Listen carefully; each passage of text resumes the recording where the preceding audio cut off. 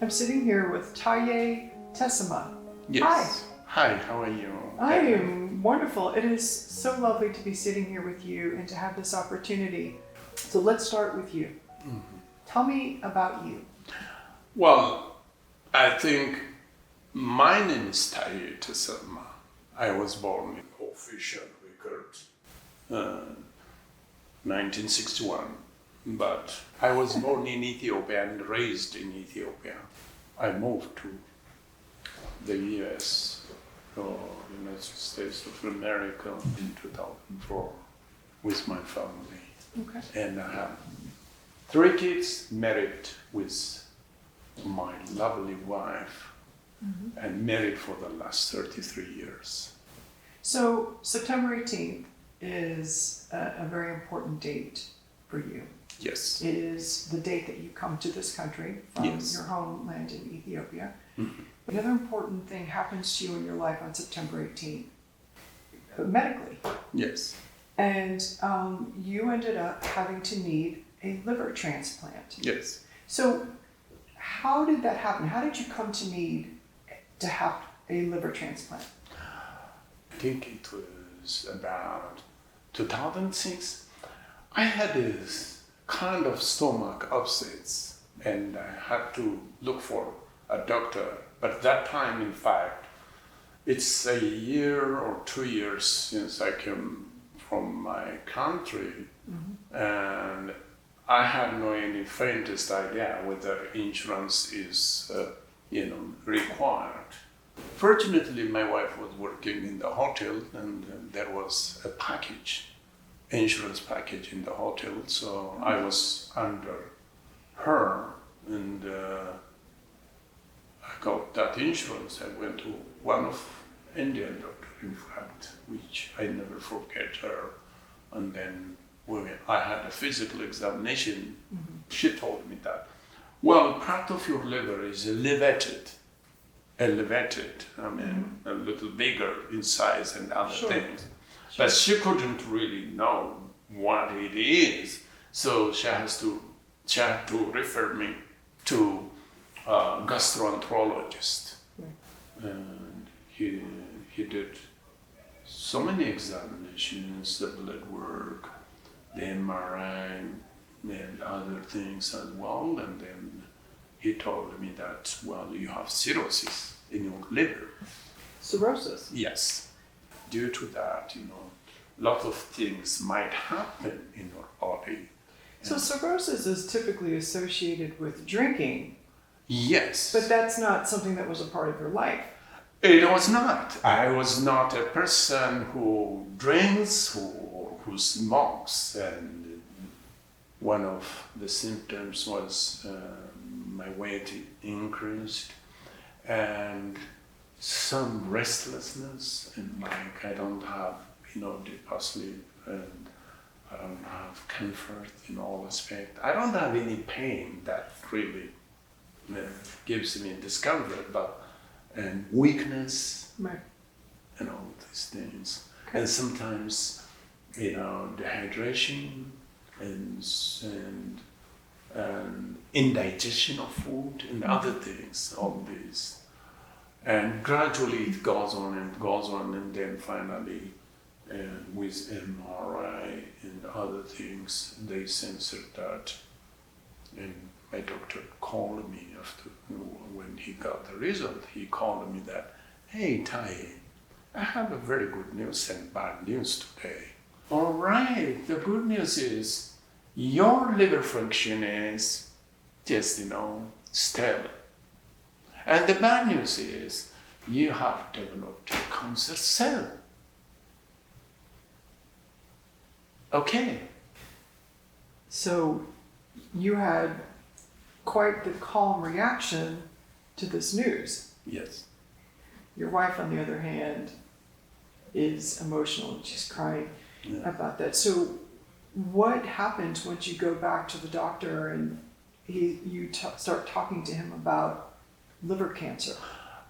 Well, then he told me that, well, you cannot stay with me anymore because you need to see another specialist, which is specialist in cancer, and you need to go to the any facility you prefer. He said, okay, I want to go to a doctor. There is a treatment for this, he told me. And you have 3 options. 1, surgery, and the other, chemotherapy. The last, since you are almost having a chronic liver cirrhosis, and then as a result you have low platelets and other chemicals in your body, so you need a liver transplant. These are 3 things. Okay. You were on the waiting list for 2 years? Yes. The anchor is your faith in God. That's, I have to tell, no matter whatever research you have done, whatever things you do, you're scared because it is life after all. So I have no any slightest fear because I trust in God. So you're on the waiting list to have a liver, Yeah. for the liver transplant surgery. Because I had read that typically a person is on the waiting list for 7 to 10 years. Yes. It's a long time. How long was it for you? What happened? How did you get to that point, to the surgery? Very interesting. Look, the miracle of God again. I tell you. Yes. It was, it took me, in fact, 2 years. I know that I was taking blood draw every week and every other days, like, and I was taking also MRI every 3 months, I guess, 2 months. Okay. And well, then finally they decided they have, I think, the doctor's meeting, and there was a specialist nurse who was assigned to follow me, to tell me my lab result and what happened, whether I feel okay or not. She told me that, the nurse coordinator told me that, look, we have a meeting on Thursday and we should decide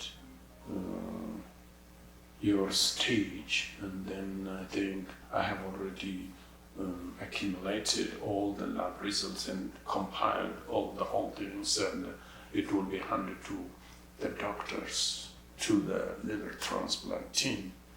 So now you're eligible. Yes, eligible. So they said you have to stay in the ICU. Nobody can decide. I mean, it's doctor's decision, and everybody was crying. My kids were crying. My wife was crying. I don't know, but I sometimes feel that I need somebody to pray for me, and my wife. I need you to pray here, on my left, on my right, on my head, and I need my fathers to come from the church to pray, and I used to do that. And finally, in fact, in 6 days, and my doctor and the medical director and other very good nurses, they came, they said, congratulations, we found you. So we're going to take you this midnight. Oh my. The recovery was really very interesting. Every day I was celebrating, every hour I feel strong, and I pray, people pray around me, and my kids were very happy, my wife also, and I was I feel very grateful every day, and had no any serious pain. How are you different from this experience? How has it changed you? It changed me a lot. It really, whenever I think of life is always, it was secluded, it was enclosed like an egg to myself before. Now it's a different one. Whenever I live, I have to think of other people like me. But thanks to my insurance, which I got it through affordable care. Right. And that insurance covered without paying any penny out of my pocket. A lot of folks in this community, they come here, maybe they don't really know about insurance, or maybe they're unsure if they have some sort of medical issue in their life. Will coming to the Georgia Refugee Health and Mental Health Center, will that be a benefit to them? Absolutely, I do believe it, because I really appreciate people who are working here, and the facility provides transport for people who doesn't have who do not drive, and I see with my naked eyes, and I see also translators are there. Mm-hmm. For example, if they are Ethiopians, if they speak Tigrinya or Orominya or Amharic, there are proper people who translate this one in the office, who can get helped.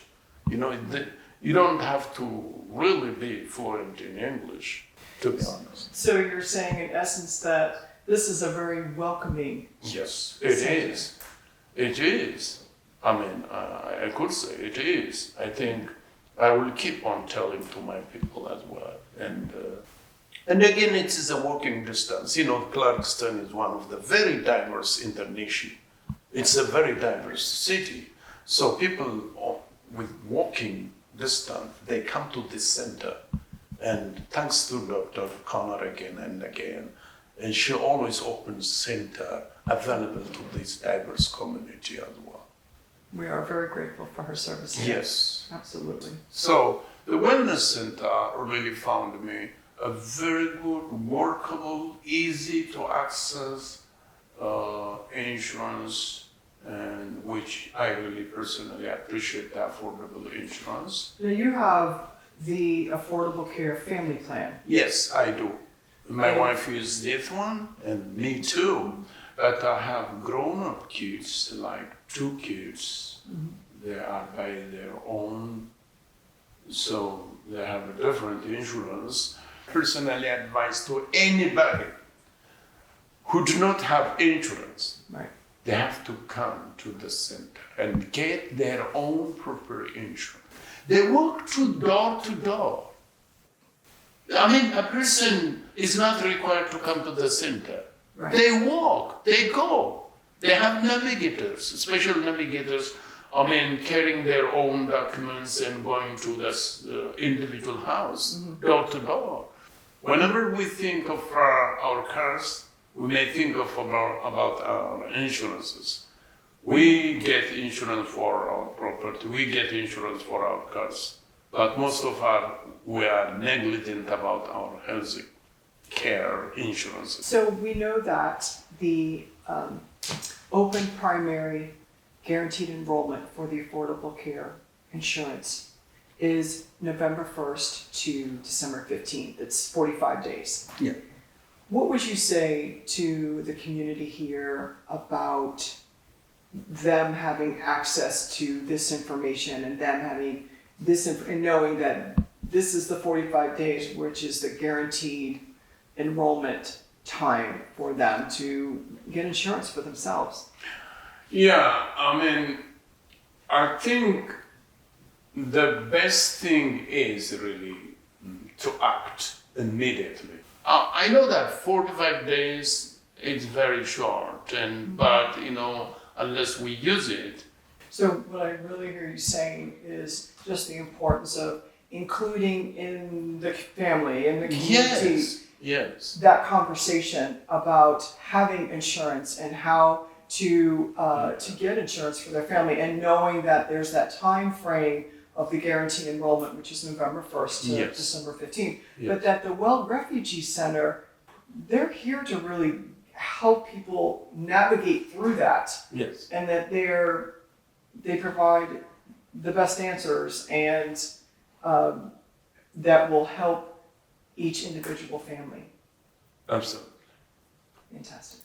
It is, really. I know that I personally get benefit, you know.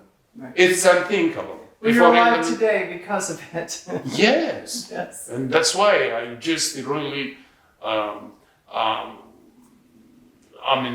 talk about it with full confidence, you know, because I got service. I'm not narrating somebody's story. I'm narrating my own story. I'm just telling you exactly what I have experienced. Right. So let's not forget November 1st to December 15th. Absolutely. Thank you, Taye. Thank you very much, Diana.